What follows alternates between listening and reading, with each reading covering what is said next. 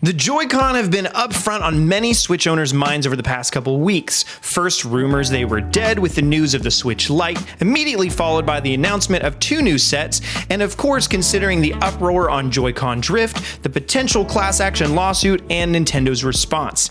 Needless to say, they're an interesting topic. And not only that, but they're my personal favorite controller. And even so, I think Nintendo's wasting their potential. Let's talk about it.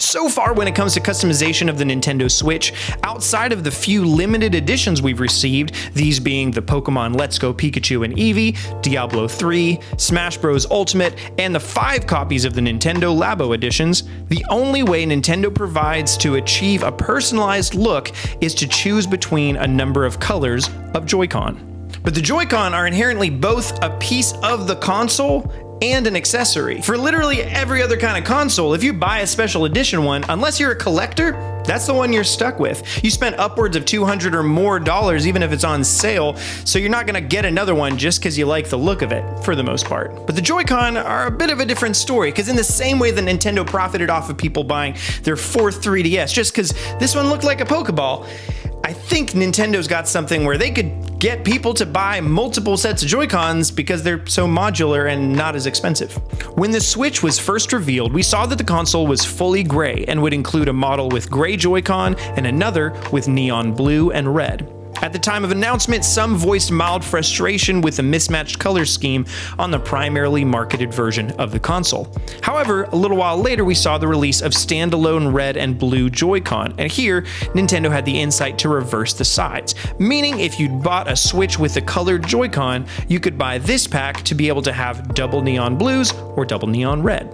In April of 2017, we saw the announcement of double neon yellow Joy-Con to come alongside the Nintendo's brand new IP, ARMS, followed soon after by the neon pink and green Splatoon Joy-Con, which were exclusive first to the bundle and later sold separately. Finally, at the end of 2017, the Mario Odyssey bundle included exclusive Nintendo Red Joy-Con that have been since sold separately in Japan, but still don't appear anywhere on store shelves in the US. By the end of that first year, I think we all got the impression that Nintendo was just going to throw out different colored Joy-Con whenever they could. We also got limited edition Pro controllers, and also the 3DS was still getting all sorts of limited editions all over the place. So this certainly left the impression that the variety would just keep on coming, and soon enough you could have a Joy-Con set of pretty much any color you wanted. But then suddenly, the next year, the new announcements and releases of Joy-Cons just about dried up. We did receive 2 new colors, only to be found in the Let's Go bundle with Pikachu Yellow and Eevee Brown, but these were never sold separately, and the only other 2018 revisions were the Smash and Diablo exclusive Joy-Con, which were simply gray with largely unimpressive design work. 2019 carried on the same way with no new colors all the way up until we got the announcement for the blue and neon yellow pack and the neon purple and neon orange pack, both releasing on October 4th. And that's everything that Nintendo has officially released as far as Joy-Con go.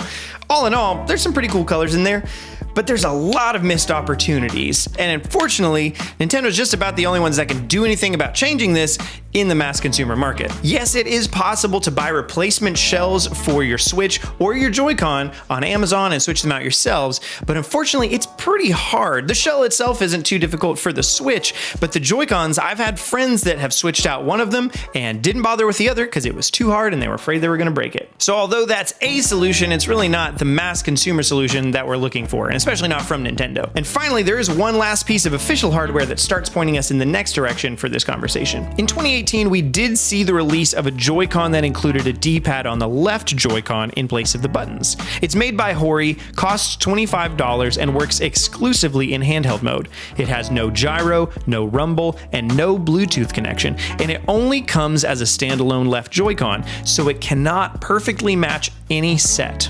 And this is why I said Nintendo's really the only ones that can address some of these issues, because while the hardware is awesome in the Joy-Con, it is expensive, and probably a lot of it's patented. And while third parties could make some really cool stuff, it's not liable to happen with what's probably really small profit margins for anybody but Nintendo on Joy-Cons themselves. So okay, we've talked about where they're at and what they've done so far, But when I say the wasted potential of the Joy-Con, what does that mean? What is their potential? In my opinion, there are three primary categories here: fixes, friggin' colors, and form factor.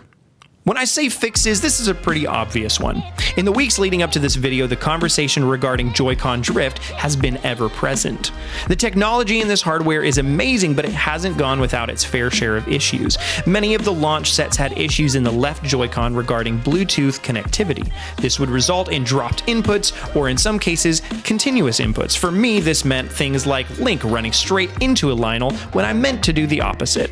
After a number of months, Nintendo officially addressed this issue by improving the Bluetooth connections in Joy-Con on all future sets, and providing you still had your warranty, you were able to send in your defective Joy-Con, and they corrected the issue within about a week. I actually went through this process back in 2017. I was having issues with my left Joy-Con, I contacted Nintendo, sent it off to them, and then a week later I got it back and it was working fine. And free of charge because it was under warranty. But this problem with the drift thing does seem to be perhaps more widespread. Whether it's an issue with actual faulty hardware itself, or just bad design where sweat and debris can get up in there and cause issues for people, Nintendo really needs to address this a little bit better than they're doing right now. Recently, they released the comment, "At Nintendo, we take great pride in creating quality products, and we are continuously making improvements to them. We are aware of recent reports that some Joy-Con controllers are not responding correctly. We want our consumers to have fun with Nintendo Switch, and if anything falls short of this goal, we always encourage them to visit support.nintendo.com so we can help." Which is somewhat reasonable, as that's the role of customer support, but it should be at least reassured that future Joy-Cons will ensure to address this issue.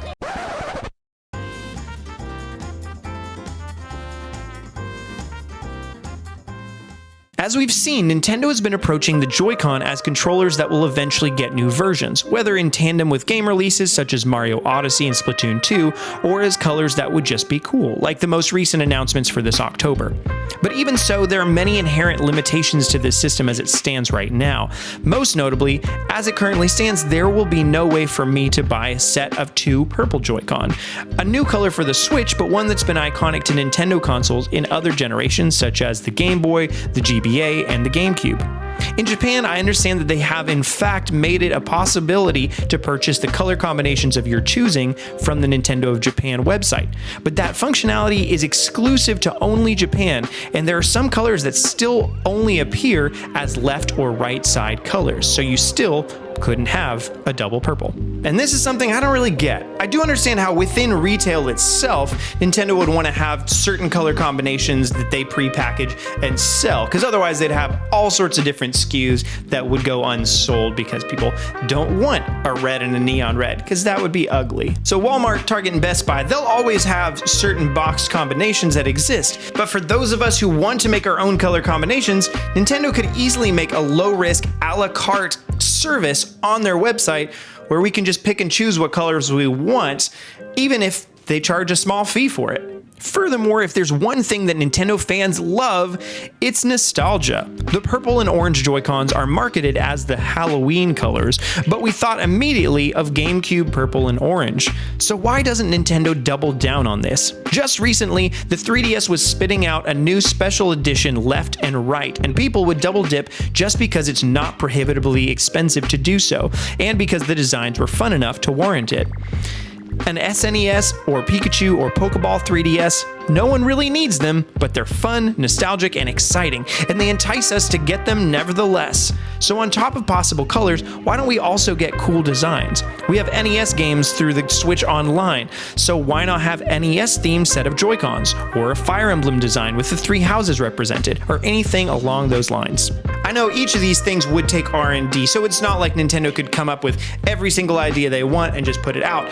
But they could definitely do more of them, and doing it through their website would be an easy way to do it with just not a lot of risk to them. Selling them online would be a great way to enable us to have the color combinations that we want, which would be great. And finally, the most fun but least likely of the bunch, changing up the form factor. After the announcement of the Switch Lite, Nintendo was asked if they'd consider adding a D-pad to the Joy-Cons themselves, to which they basically replied, no. This isn't all too surprising, both because if they did want to announce it, they'd want it to be a surprise, so they may lie about it in that context. But most likely, they actually don't plan on doing it. because they heavily believe in sharing the joy.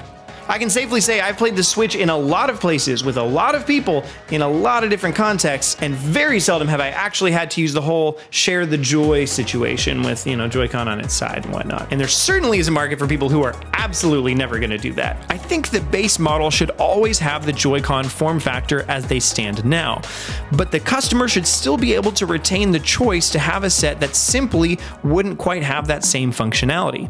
There are a ton of fan mock-ups for Joy-Cons with D-pads in the place of a joystick for 2D platformers, Joy-Cons with the button layout of a Gamecube controller, an N64 controller, and so on and so forth. The problem is, though, as I've pointed out, these don't fit into the current Switch's MO, as it were.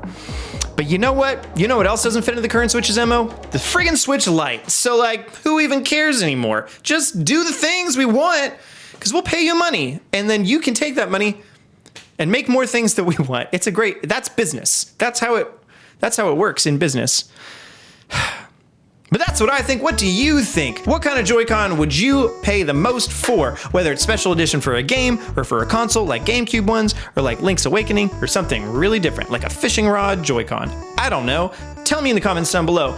Leave a comment down there, talk to some other people. That's all well and good and fun. And then while you're down there, like the video and subscribe for more content like this every Tuesday and Thursday at 4 p.m. Eastern time from me and from AJ. Some of those comments will be taken and talking about them on our podcast directly to you, which happens every single Saturday at 4 p.m. I'm actually not going to be on this one this week, so enjoy that. I'll be out of town.